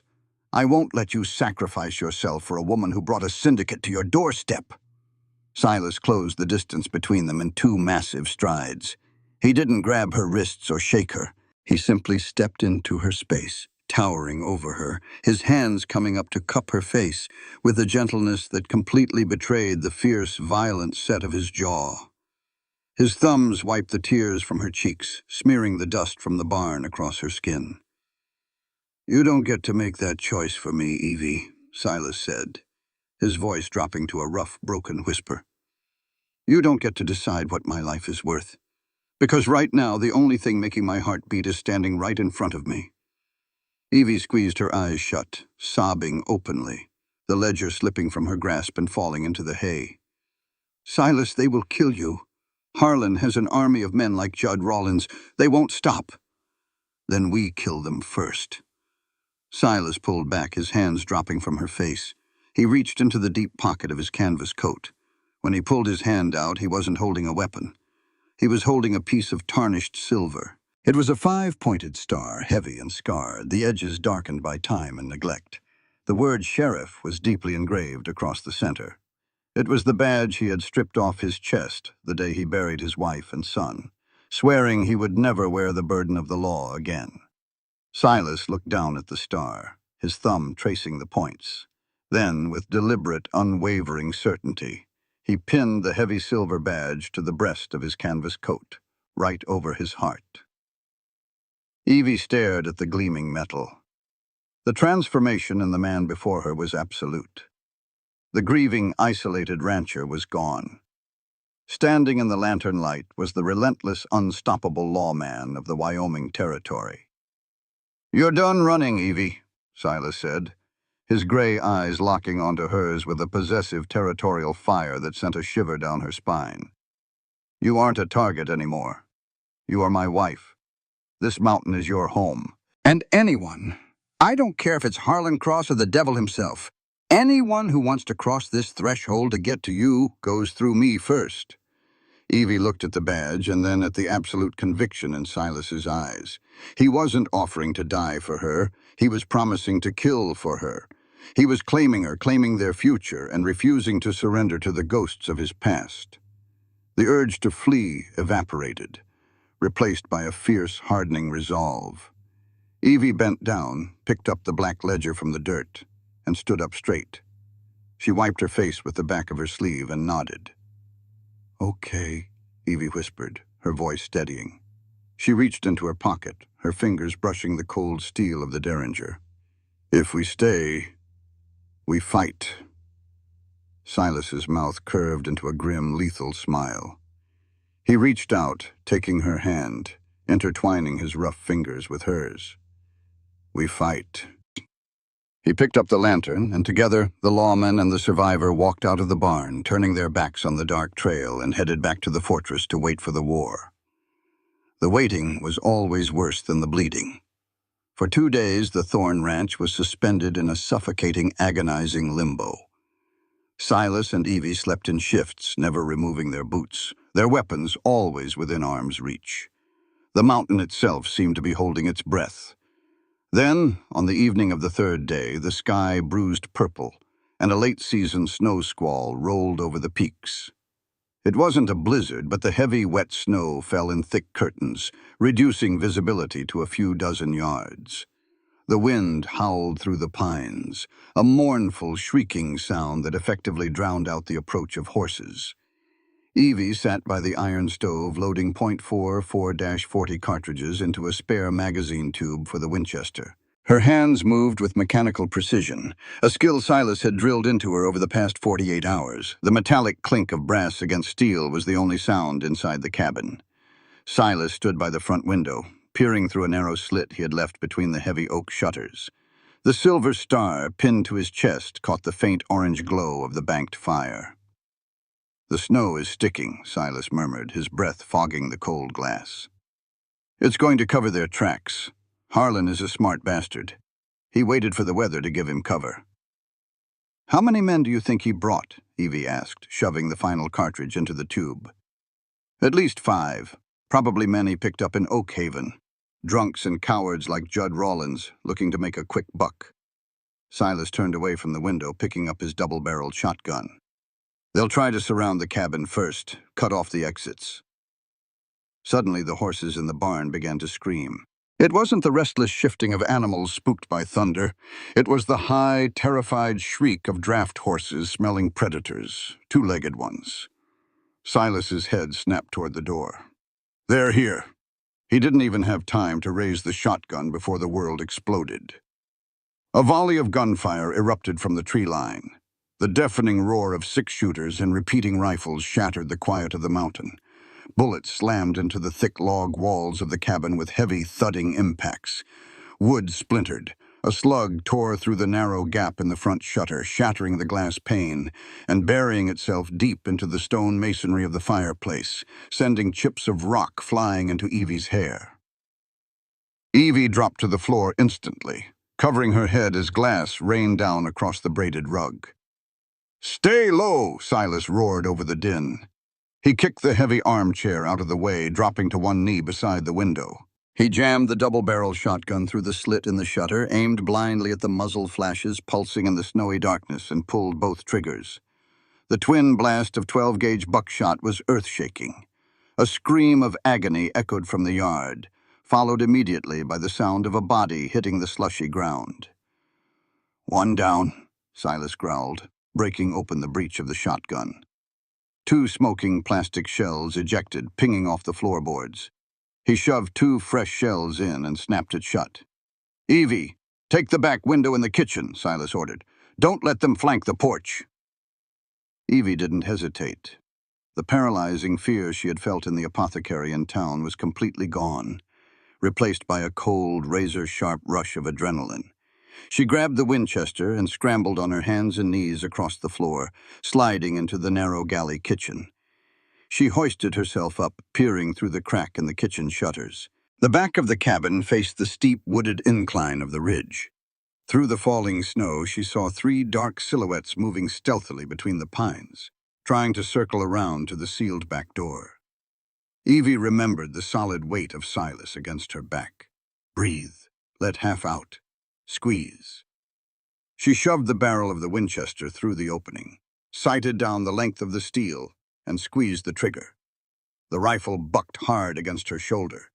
The lead silhouette stumbled, cried out, and grabbed his thigh, collapsing into the snow. "I got one on the ridge!" Evie yelled, jacking the lever. The empty brass casing flew through the air. "Keep them pinned!" Silas shouted back. For 10 minutes, the firefight was a chaotic, deafening exchange of lead. The cabin filled with the acrid, burning smell of cordite and pulverized wood. Harlan's men realized very quickly that the Thorn Ranch was not a soft target. They were facing a seasoned lawman and a woman who shot with lethal accuracy. The initial barrage slowed to sporadic, calculated shots. Then a voice echoed from the darkness near the barn. "Thorn!" It was Harlan Cross. His voice was smooth, cultured, and chillingly calm, cutting through the wind like a razor. "You're fighting a losing battle, Sheriff. You have limited ammunition and no way out. Send the girl and the ledger out the front door, and I'll leave you to your quiet mountain." Silas spat on the floor. He aimed the Colt Peacemaker through the slit and fired a shot directly at the sound of the voice. "Come in and get her, you tailored son of a bitch!" A cold laugh drifted back through the snow. "Have it your way. Burn them out." Evie's stomach plummeted. No. A sudden bright flare of orange bloomed in the darkness to the right of the cabin. One of Harlan's men had managed to crawl close to the barn with a kerosene lantern and a torch. In seconds, the dry hay stored in the lean-to caught fire. The flames raced up the side of the wooden structure, fueled by the howling mountain wind. The light from the inferno was apocalyptic, painting the falling snow in horrific dancing shades of crimson and gold. "They're burning the barn!" Evie screamed, her heart breaking for the terrified horses trapped inside. Silas cursed violently. The fire illuminated the entire yard, turning the snowy expanse into a brightly lit killing field. Harlan's men were using the flames not just to smoke them out, but to create a blinding backlight. Anyone stepping out of the cabin would be a perfectly silhouetted target against the blaze. "Silas, the roof of the porch is catching." Evie pointed toward the front of the cabin. Sparks and burning embers from the barn were blowing directly onto the cedar shakes of the cabin's overhang. Within minutes, the cabin itself would be fully engulfed. "We have to move," Silas said, his eyes scanning the inferno outside. "If we stay in here, we roast. If we go out there, they shoot us to pieces." "We don't go out the front," Silas said, his tactical mind racing. He pointed to the heavy oak trapdoor in the center of the living room floor. "The root cellar. It has a ventilation chute that opens out near the tree line on the north side. It's a tight squeeze, but it'll put us behind their line." Silas grabbed the heavy iron ring of the trapdoor and hauled it open. A blast of damp, freezing air hit them. "Go," Silas ordered, shoving Evie toward the hole. "Take the rifle. I'm right behind you." Evie slung the Winchester over her shoulder and scrambled down the rough wooden ladder into the pitch-black cellar. Silas grabbed the canvas sack of extra ammunition and began to descend. Before he could pull the trapdoor shut above him, a heavy, staggering thud hit the front porch. Someone had managed to sprint across the illuminated yard under the cover of the fire. The front door, weakened by the barrage of bullets, splintered inward violently as a man kicked it open. It was Judd Rawlins, his face streaked with soot, a wild, panicked look in his eyes, holding a revolver. Judd saw the open trapdoor. He saw Silas halfway down the ladder. "Gotcha, you bastard!" Judd screamed, raising his gun. Silas couldn't raise the shotgun in the cramped space of the ladder well. He twisted his body violently, throwing his left arm up to shield his head. Judd fired. The gunshot was deafening in the enclosed cabin. Silas let out a grunt of pain as the heavy .45 caliber slug tore through the meat of his left shoulder. The force of the impact ripped his grip from the ladder. He fell the remaining 6 feet into the cellar, crashing heavily onto the dirt floor in a tangle of limbs and dropped weapons. "Silas!" Evie screamed in the darkness. Above them, Judd let out a triumphant laugh and leaned over the lip of the trapdoor, aiming his revolver down into the blackness to finish the job. He never pulled the trigger. From the floor of the cellar, Evie didn't hesitate. She didn't aim through the sights. She raised the Winchester, pointed the barrel directly upward at the silhouette blocking the light of the burning cabin, and fired. The bullet struck Judd square in the chest. He choked on a wet gasp, his revolver clattering down the ladder before his body slumped forward, crashing over the edge and landing with a sickening thud on the cellar floor next to them. Evie didn't look at the dead man. She dropped to her knees in the dirt, her hands frantically searching the darkness until she found Silas. Her fingers came away slick with warm, sticky blood. "Silas," she sobbed, her hands hovering over his chest, trying to find the wound. "Silas, talk to me." "I'm alive," Silas groaned, his voice tight with agonizing pain. He rolled onto his good side, his right hand gripping his bleeding left shoulder. "It went clean through the muscle, didn't hit the bone. You're bleeding too fast." Evie ripped off her wool scarf, her hands moving with frantic, desperate speed. She bundled the thick fabric and pressed it ruthlessly against the entry wound on the front of his shoulder. Silas hissed in pain, his head falling back against the dirt wall. "Hold that," Evie commanded, grabbing his right hand and pressing it over the makeshift bandage. She shrugged out of her heavy coat, tearing a long strip of fabric from the hem of her cotton dress underneath. She wrapped the fabric tightly under his armpit and over his shoulder, tying a crude but effective tourniquet knot to keep the pressure on the scarf. Above them, the cabin was catching fire. The roar of the flames was deafening, and thick black smoke was beginning to billow down through the open trapdoor. The cellar was quickly becoming a gas chamber. "Evie," Silas coughed, the smoke burning his lungs. He struggled to sit up, his face pale and covered in sweat, but the fierce, unyielding light in his eyes hadn't dimmed. He reached out with his good arm, gripping the collar of her dress, pulling her close. "You have to go up the chute, now. Leave me here. Harlan will think we both burned." "Shut up," Evie snarled, her eyes blazing with a ferocity that matched his own. "I am not leaving you. I didn't survive Boston just to watch the man I love bleed out in a dirt hole." Silas froze. Even through the agonizing pain of the gunshot wound and the suffocating smoke, the words struck him like a physical blow. "The man I love." Evie grabbed the Winchester, checking the magazine tube. 3 rounds left. She picked up Silas's Colt Peacemaker from the dirt and shoved it into the waistband of her skirt. "You promised me we fight," Evie said, her voice dropping to a deadly, absolute vow. She reached her hand down to him. "So get up, Sheriff. We have a war to finish." Silas looked at the small, fierce woman standing in the smoke, her face streaked with soot, offering him her hand. He let out a breathless, blood-stained chuckle, the absolute devotion in his heart overriding the agony in his shoulder. He gripped her hand, letting her haul him to his feet. "Lead the way, Mrs. Thorne." Together, they turned away from the burning trapdoor and crawled toward the narrow ventilation chute, preparing to drag the fire out into the snow. The ventilation chute was a suffocating, freezing nightmare of packed earth and rotting timber. It was barely 2 feet wide, forcing Evie to drag herself forward on her elbows and knees. The icy mud soaked through her torn dress, chilling her to the bone.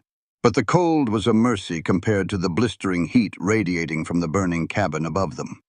Behind her, she could hear Silas's ragged, agonizing breathing. Every inch he crawled required him to drag his wounded left shoulder against the unforgiving dirt. He didn't complain, but the low, involuntary grunts escaping his clenched teeth tore at Evie's heart. "Keep moving," Silas rasped, his voice echoing hollowly in the tight space.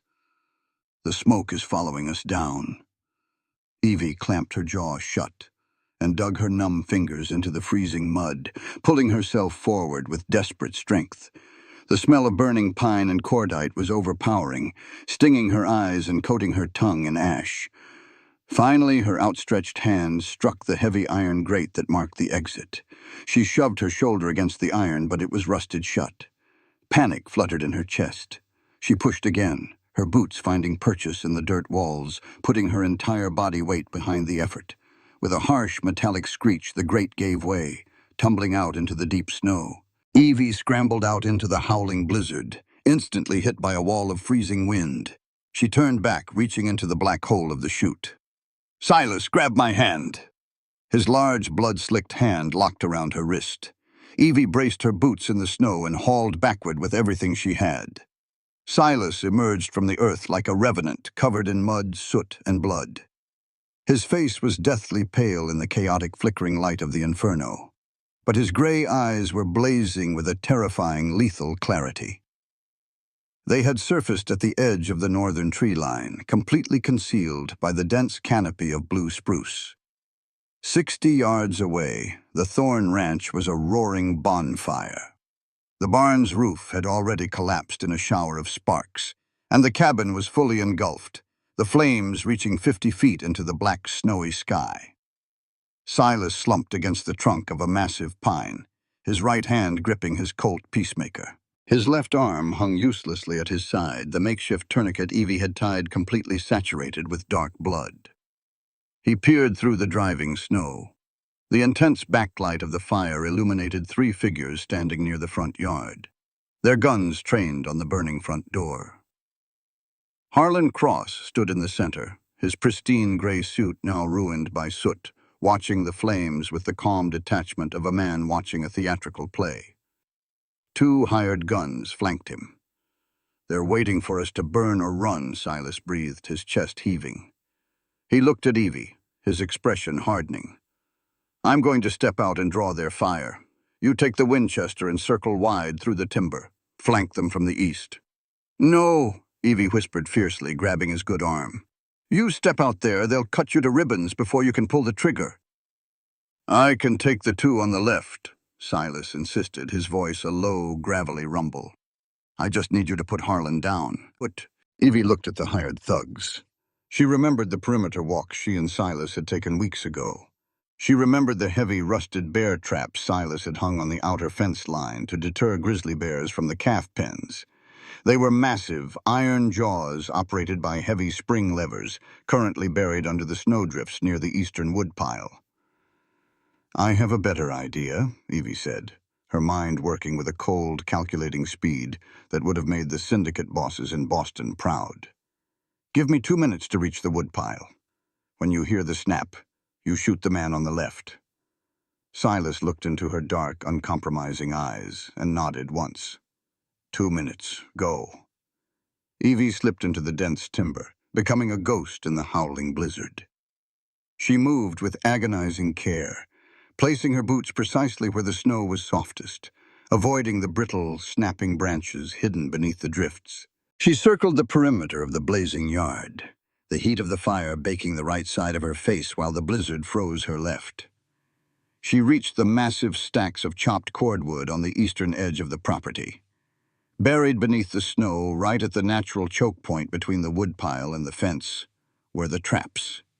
Evie dropped to her knees, sweeping the snow away until her mittens brushed the freezing iron jaws. They were already set, their trigger plates dangerously exposed. Evie picked up a heavy chunk of firewood. She crouched behind the stack, took a deep breath and hurled the wood high into the air. It crashed heavily into the brush 10 yards away from the thugs. The sound was sharp enough to cut through the roar of the fire. The hired gun on the right spun around, raising his repeating rifle. "Did you hear that?" Harlan didn't even turn his head. "The girl. Go get her. Bring me the ledger." The thug nodded and broke away from the group, trudging through the deep snow directly toward the woodpile. He moved carelessly, his eyes scanning the dark tree line, entirely focused on the shadows. Evie held her breath, pressing her back against the rough bark of a pine tree. The man took a heavy step between the wood stacks. His boot came down directly on the iron trigger plate. Clang! The sound of the heavy iron jaws snapping shut was deafening. The steel teeth drove straight through the man's heavy leather boot, shattering his shin bone instantly.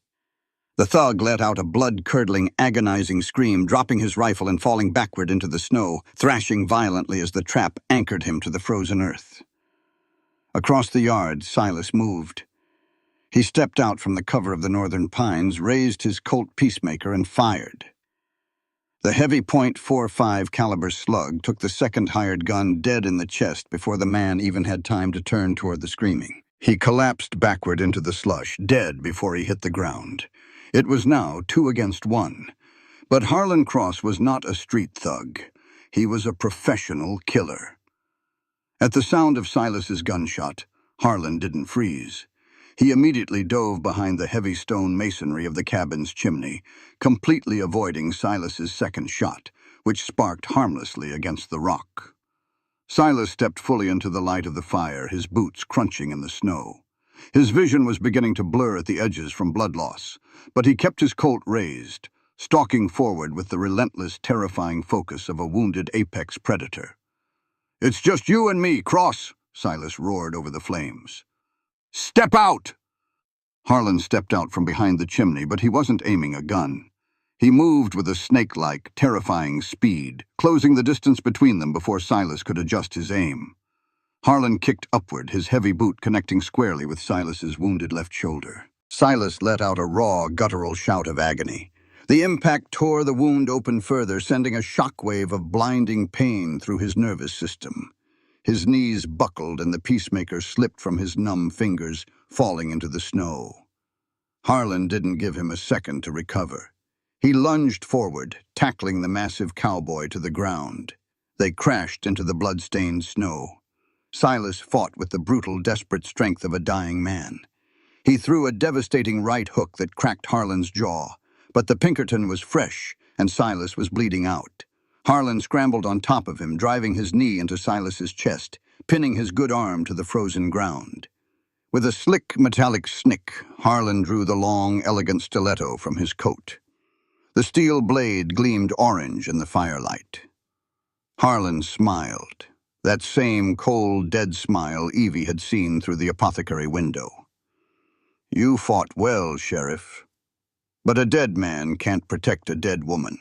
Harlan raised the blade high above his head, aiming directly for Silas's throat. Clack, clack, the distinct mechanical sound of a Winchester lever action cycling around into the chamber echoed through the yard.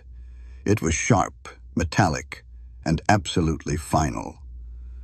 Harlan froze, the blade suspended in the air. He slowly turned his head. Evie stepped out from the shadows of the woodpile into the bright dancing light of the inferno. She didn't look like a frightened runaway from Boston anymore.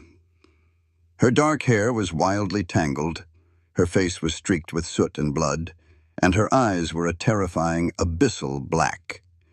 She had the heavy Winchester rifle pressed firmly into the pocket of her shoulder, exactly where Silas had taught her to hold it. The barrel was aimed squarely at the center of Harlan Cross's chest. "Evie," Harlan said smoothly, his smile faltering only slightly. "You pull that trigger, and the syndicate will send 10 more men just like me." "Let them," Evie said. "Evie." Her voice was ice. She remembered the feel of Silas's chest against her back. "Take a breath. Let half of it out. Squeeze." Evie squeezed the trigger. The rifle roared, kicking hard against her bruised shoulder. The heavy lead slug caught Harlan Cross dead in the center of his immaculate white shirt. The sheer kinetic force of the bullet lifted him up and threw him violently off Silas. He hit the snow with a heavy, lifeless thud, his dead eyes staring blankly up at the falling snow.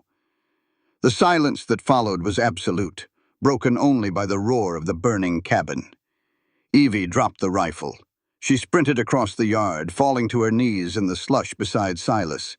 "Silas!" she sobbed, her hands frantically grabbing his face. "Silas, look at me!" Silas coughed, a weak, wet sound, and slowly opened his eyes. He looked at the dead Pinkerton, and then up at the fierce, beautiful, soot-stained face of the woman hovering over him. His mouth curved into a faint, exhausted smile. "You didn't flinch," Silas whispered, his voice incredibly weak. "I told you I was a fast learner," Evie choked out, tears finally breaking through her stoic mask, cutting clean tracks through the soot on her cheeks. She helped him sit up, pulling his heavy right arm over her shoulder. Silas leaned heavily against her, his breathing shallow but steady. They stood together in the snow, watching the roof of the cabin finally collapse in upon itself, sending a massive geyser of sparks into the dark sky. Evie reached her free hand into the deep pocket of her coat. Her fingers closed around the cold leather of the black ledger. She pulled it out. The book that had cost her sister's life. The book that had brought an army of killers to this mountain felt impossibly heavy in her hand. She looked at Silas. He nodded once. With a fierce, guttural cry, Evie reared her arm back and hurled the black ledger directly into the heart of the blazing inferno. They watched as the leather cover curled and blackened. The coded pages of bribes, extortion, and blood money ignited, turning brilliant white before disintegrating into ash. The wind caught the embers, carrying the remains of Victor Vance's empire up into the night sky, scattering it to nothingness across the Wyoming peaks. "It's over," Evie whispered, leaning her head against Silas's solid shoulder. "No," Silas murmured, turning his head to press his dry lips against her hair, his arm wrapping securely around her waist. "It's just beginning." 6 months later, The Wyoming Territory was reborn. The brutal, suffocating whiteout of winter had surrendered to a vibrant, explosive spring. The snowpack had melted, feeding the rushing creeks that carved through the valleys, and the mountain pastures were blanketed in a lush emerald green. The air tasted of blooming Indian paintbrush and sweet pine resin. The steady, rhythmic sound of a hammer striking nails echoed across the ridge. Silas Thorne stood on the newly constructed front porch of the cabin, driving a heavy iron nail into the cedar railing. He was stripped down to a white cotton undershirt, his skin baked a deep bronze by the mountain sun. On his left shoulder, a thick, jagged ridge of pale scar tissue peeked out from beneath the fabric, a permanent physical reminder of the night the mountain burned. The cabin behind him wasn't the same dark, brooding fortress it had been. With the help of the townspeople from Oakhaven, who had ridden up the morning after the firefight, led by a surprisingly grateful shopkeeper who had finally learned the truth about the syndicate, Silas had rebuilt. The new cabin was wider, brighter, and built with windows that faced the morning sun. The heavy front door swung open and Evie stepped out onto the porch. Silas stopped hammering instantly. He wiped the sweat from his brow with the back of his forearm, his gray eyes softening the moment they landed on her. Evie looked nothing like the half-frozen, terrified girl who had collapsed on his threshold a year ago. Her dark hair was pinned loosely at the nape of her neck, escaping in soft tendrils around her face. She wore a simple, light blue cotton dress that stretched comfortably over the undeniable prominent swell of her pregnant belly. She was carrying 2 steaming tin cups of coffee. "You're working too hard," Evie said, handing him a cup. Her Eastern accent had softened, adopting the slow, deliberate cadence of the frontier. "The railing can wait until tomorrow. Dr. Higgins said you aren't supposed to overtax that shoulder." Silas took the coffee, leaning the hammer against the post. He reached out with his good arm, wrapping it securely around her waist and pulling her flush against his side.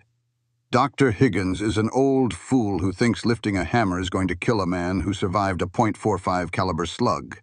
Besides, I wanted the porch finished before the baby comes."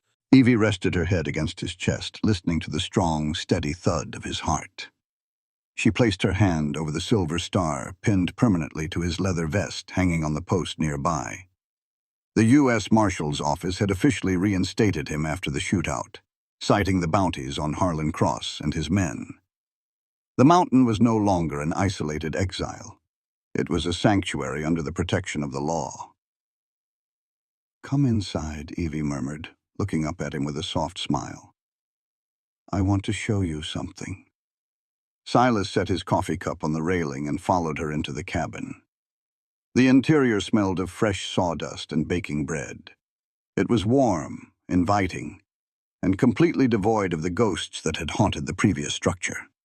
Evie led him down the short hallway. There was no heavy oak door secured with an iron padlock anymore. Silas stepped into the back room and stopped, his breath catching in his throat. The room was flooded with golden sunlight streaming through a large, newly cut window that looked out over the valley. The walls had been whitewashed. In the center of the room sat a beautiful hand-carved wooden crib, made from the very cedar trees Silas had felled to rebuild the cabin.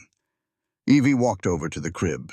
Inside, she had arranged a soft quilt she had spent the last 2 months sewing, a patchwork of blues, greens, and yellows. On top of the quilt lay a tiny, hand-knitted woolen cap. Silas walked slowly into the room. He didn't feel the crushing, suffocating weight of grief that had chained him to the past for 4 years. Looking at the empty crib, waiting to be filled with new life, all he felt was an overwhelming, terrifying, and profoundly beautiful sense of hope. He stepped up behind Evie, wrapping both of his massive arms around her, his large hands resting gently over her swollen belly. Immediately, a firm, distinct kick tapped against his palm. Silas let out a watery, breathless laugh, pressing his face into the crook of Evie's neck. "Stubborn," he murmured, his voice thick with emotion. "Kicks like a mule. Definitely takes after its mother." Evie leaned back into his embrace, covering his large hands with her own. "I think he's just eager to meet the man who built his house." They stood in the quiet, sunlit nursery for a long time, simply existing in the profound peace they had fought so brutally to earn. The syndicate was gone. The ghosts were laid to rest. The blood in the snow had washed away with the spring thaw. "I was thinking about that night," Evie said softly, turning her head slightly to look at his profile. "The night the stagecoach crashed. The night I found your light." Silas's arms tightened around her. "I think about it every day."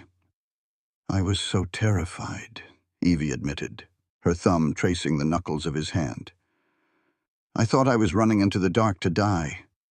I didn't know I was running home." Silas turned her gently in his arms so she was facing him. He looked down into her dark eyes, seeing the reflection of the fierce, unyielding love that had pulled him out of his own grave. He brought his hand up, cupping her cheek, his thumb brushing over her lower lip. He thought about the night he had opened that door.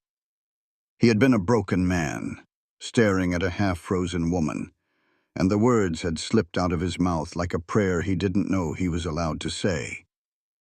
He had spent the next morning trying to take them back, terrified of the vulnerability they exposed.